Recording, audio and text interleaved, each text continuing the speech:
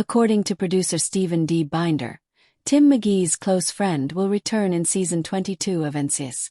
After more than 2 decades, the most seasoned member of MCRT is questioning his true role in the organization, and it has been a huge year for him.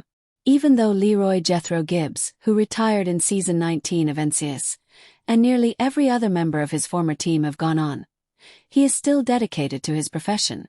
But when McGee digs more into his misgivings about Deputy Director Gabriel LaRoche, his narrative will become more compelling. However, as part of that narrative, Binder tells TV Insider that McGee's wife Delilah, Margot Harshman, will make a comeback in NCIS season 22.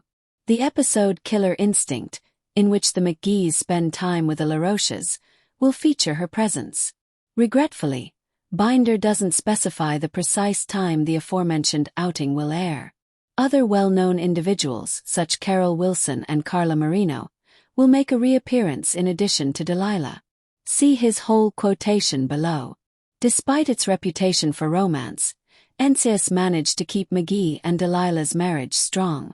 Despite all that has happened to them throughout the show, the couple's marriage has remained solid.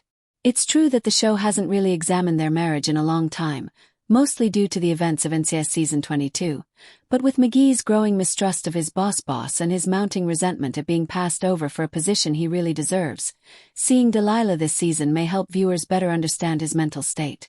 Although she hasn't made many appearances recently, Delilah is a competent government worker who works for the Department of Defense. As a result, she is somewhat knowledgeable with office politics in organizations such as NCIS. Sean Murray's character may be using McGee and the LaRoche's meal as a ruse to learn more about the deputy director. Delilah's presence might provide a new perspective as they assess Gabriel's actual nature. McGee's quest for a promotion in NCIS season 22 produced an intractable obstacle for him. Given how static he has been with the MCRT for a few years, it revealed a significant problem in his arc. The program would undergo significant changes even if McGee were elevated to the position of NCIS Deputy Director, since he would not be able to spend as much time on the field with Alden Parker, Gary Cole, and the others. After McGee was passed up, he and Parker had a brief conversation about this. Although it hurt to not obtain the promotion, he was content to remain on the MCRT. Nevertheless, it seems unjust to retain McGee as a senior field agent when he has long been expected to assume a more significant role inside the organization. For background, back in NCIS season 19, he was first asked to take over the squad following Gibbs' retirement.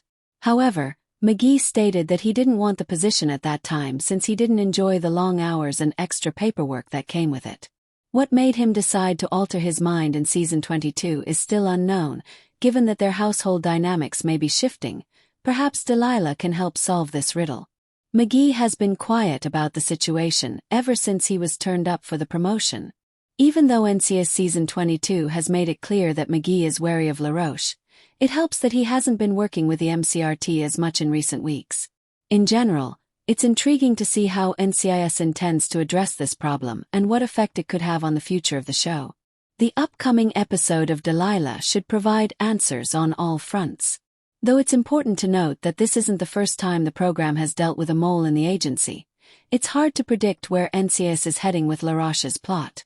It is reasonable to assume that LaRoche will ultimately be exposed, and McGee will probably be leading the charge to do so, assuming he is indeed a covert evil. As a result, he could eventually be persuaded to get the promotion he merits by the higher authorities in Washington, D.C. The current query is whether NCIS is prepared to modify the deputy director position in a fashion that would allow McGee to continue serving with the MCRT. He is undoubtedly qualified to assume the position, but at this time it's hard to see NCIS without Murray. Losing him would be a huge blow to the procedural, especially considering all the significant changes the program has seen in recent years. CBS must thus figure out how to promote him inside the company without severing his ties to his longtime colleagues.